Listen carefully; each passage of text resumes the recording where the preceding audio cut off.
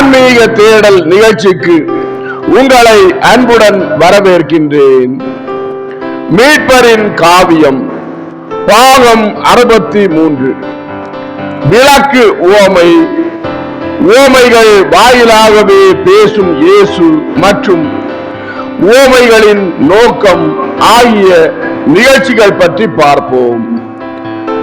நிகழ்ச்சிகளுக்கு போகலாம். விளக்கு உவமை. மார்க்கு நற்செய்தி அதிகாரம் 4 இறை வார்த்தைகள் 21 முதல் 25 வரையும், லூக்கா நற்செய்தி அதிகாரம் 8 இறை வார்த்தைகள் 16 முதல் 18 வரை. ராயப்பர் இயேசுவை பார்த்து, ஒப்புமையை மக்கள் காண்பதற்கு உவமைகள் நன்றாக உதவுகின்றன. ஆனால் ஒப்புமையை விட மேலான பொருள் அவற்றிற்கு உண்டு என்பது எங்களுக்கு தெரியும். அவர்களிடம் உவமைகளில் ஏன் பேசுகிறீர் என்று கேட்டார். இயேசு பேதுருவை பார்த்து, ஏனென்றால் நான் சொல்வதற்கு அதிகமாக அவர்கள் புரிந்து கொள்ளக் கூடாது. உங்களுக்கு அதிகமாக கொடுக்கப்பட்டிருக்கிறது. ஏனென்றால் என் சீடர்கள் என்ற முறையில் நீங்கள் மறைபொருளுடன் பரிச்சயம் கொண்டிருக்க வேண்டும். ஆதலால் பரலோக ராஜ்யத்தின் மறைபொருளை அறிய உங்களுக்கு கொடுக்கப்பட்டிருக்கிறது. இதனாலேயே உவமையின் கருத்து உங்களுக்கு புரியாவிட்டால் என்னிடம் கேளுங்கள் என்று உங்களுக்கு கூறுகிறேன். நீங்கள் எல்லாவற்றையும் கொடுத்துள்ளீர்கள், உங்களுக்கு எல்லாம் கொடுக்கப்படும்.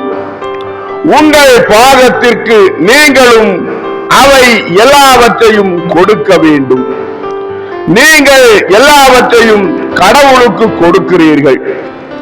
அன்பு, நேரம், விருப்ப காரியங்கள், சுதந்திரம், உயிர் எல்லாம் கடவுளும் உங்களுக்கு வெகுமதியாகவும் உங்களுக்கு பின்னால் வருகிறவர்களுக்கு அவர் பெயரால் நீங்களும் எல்லாவற்றையும் கொடுக்க உதவும்படியாகவும் அனைத்தையும் உங்களுக்கு தருகிறார். இப்படி கொடுக்கிறவனுக்கு ஏராளமாக கொடுக்கப்படும். ஆனால் கொஞ்சம் மட்டும் கொடுத்தவனுக்கு அல்லது ஒன்றுமே கொடாதவனுக்கு அவனிடம் உள்ளதும் எடுக்கப்படும். அன்பார்ந்தவர்களே, விளக்கு உவமை நிகழ்ச்சி நிறைவடைந்தது. அடுத்து உவமைகள் வாயிலாகவே பேசும் இயேசு நிகழ்ச்சி பற்றி பார்ப்போம். மார்க்கு நற்செய்தி அதிகாரம் 4 இறை வார்த்தைகள் 33 முதல் 34 வரையும், மத்தேயு நற்செய்தி அதிகாரம் 13 இறை வார்த்தைகள் 34 முதல் 35 வரையும் நிகழ்ச்சிக்கு போகலாம். இயேசு சீடர்களை பார்த்து, நான் உவமைகளால் அவர்களுடன் பேசுகிறேன். காரணம், கடவுளோடு சார்ந்திருக்கும்படி அவர்களுடைய மனம் ஒளிர்விக்கிறவைகளை மட்டுமே அவர்கள் காணும்படியாகவும், கேட்கும் போதும் கடவுளை சார்ந்திருக்கும் அதே மனத்தோடு அவர்கள் கேட்டு புரிந்து கொள்ளும்படியாகவுமே பேசுகிறேன் என்றார். அன்பார்ந்தவர்களே, உவமைகள் வாயிலாகவே பேசும் இயேசு நிகழ்ச்சி நிறைவடைந்தது. இதை தொடர்ந்து நடைபெற்ற உவமைகளின் நோக்கம் என்னும் நிகழ்ச்சி பற்றி பார்ப்போம். மத்தேயு நற்செய்தி அதிகாரம் 13 இறை வார்த்தைகள் 10 முதல் 17 வரையும், மார்க்கு நற்செய்தி அதிகாரம் 4 இறை வார்த்தைகள் 10 முதல் 12 வரையும், லூக்கா நற்செய்தி அதிகாரம் 8 இறை வார்த்தைகள் 9 முதல் 10 வரை. நிகழ்ச்சிக்கு போகலாம். இயேசு சீடர்களை பார்த்து, அநேகர் என் வார்த்தைகளை கேட்கிறார்கள், வெகு சிலரே கடவுளை சாருகிறார்கள். அவர்களின் உள்ளத்தில் நல்ல மனம் இல்லை. எசாயாவின் தீர்க்க தரிசனம் அவர்களிடம் நிறைவேறுகிறது. உங்கள் காதால் நீங்கள் கேட்பீர்கள், ஆனால் புரிந்து கொள்ள மாட்டீர்கள். கண்ணால் பார்ப்பீர்கள், ஆனால் காண மாட்டீர்கள். ஏனென்றால் இந்த ஜனம் கடின இருதயமுடையது. அவர்கள் காணாமலும் கேளாமலும் இருக்கும்படியும், அவர்கள் தங்கள் இருதயத்தால் புரிந்து கொண்டு மனம் திரும்பாதபடிக்கும், நான் அவர்களை குணப்படுத்தாதபடிக்கும், அவர்களுடைய காதுகள் கடினப்பட்டும் அவர்களின் கண்கள் மூடியும் இருக்கின்றன. ஆனால் நீங்கள் ஆசீர்வதிக்கப்பட்டவர்கள், ஏனென்றால் உங்கள் கண்கள் காண்கின்றன, உங்கள் காதுகள் கேட்கின்றன.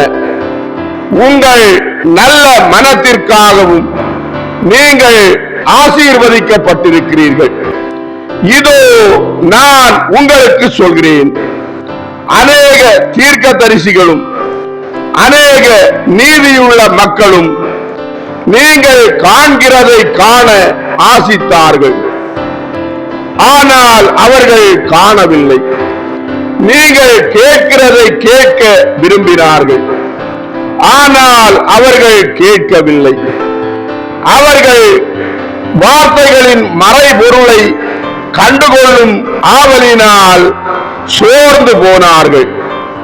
ஆனால் தீர்க்க தரிசனத்தின் ஒளி நின்றவுடன் வார்த்தைகள் எரிந்து போன நிலக்கரி போல ஆகிவிட்டன.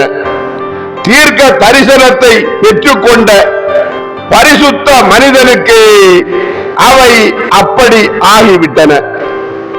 கடவுள்தான் தம்மை வெளிப்படுத்துகிறார். அவர் வீசுகிற ஒளி மங்கி மறைபொருள் ஒளிர்விக்கப்படுவதின் நோக்கம் நிறைவேறிய உடனே பெற்றுக்கொள்ளப்பட்ட வார்த்தையின் ராஜ உண்மையை சடலத்தை சுற்றும் கட்டு துகில்களை போல் புரிந்து கொள்ள இயலாமை மூடிக்கொள்கிறது. உங்களுக்கு நான் கொடுத்துள்ள அனைத்தையும் நீங்கள் புரிந்து கொள்ளும் நாள் வரும் என்று இதனாலேயே இன்று காலையில் நான் சொன்னேன். இப்பொழுது உங்களால் ஞாபகப்படுத்திக் கொள்ள முடியாது, ஆனால் பிறகு உங்கள் மீது ஒளி வரும். ஒரு கணப்பொழுதிற்கு மட்டுமல்ல, நித்திய ஆவியானவருடன் உங்கள் உள்ளமும் பிரிக்கப்பட முடியாத ஒன்றிப்பிற்கு வரும். அதனால் கடவுளுடைய ராஜ்யத்தை பற்றி நீங்கள் போதிக்கிற போதனை தவற முடியாததாய் இருக்கும். இது உங்களுக்கும் உங்கள் ஸ்தானத்தில் வருகிறவர்களுக்கும் பொருந்தும். அவர்கள் ஒரே அப்பத்தினால் வாழ்வது போல் கடவுளால் வாழ்வதாய் இருந்தால். அன்பார்ந்தவர்களே, ஆன்மீக தேடல் மீட்பரின் காவியம் பாகம் 63. விளக்கு உவமை, உவமைகள் வாயிலாகவே பேசும் இயேசு மற்றும் உவமைகளின் நோக்கம் ஆகிய நிகழ்ச்சிகள் இதோடு நிறைவடைந்தது. அடுத்த நிகழ்ச்சியில் உங்களை சந்திக்கும் வரை உங்களிடமிருந்து விடைபெறும் உங்கள் ஜான் பிரிட்டோ. ஆன்மீக தேடல் தொடரும். நன்றி.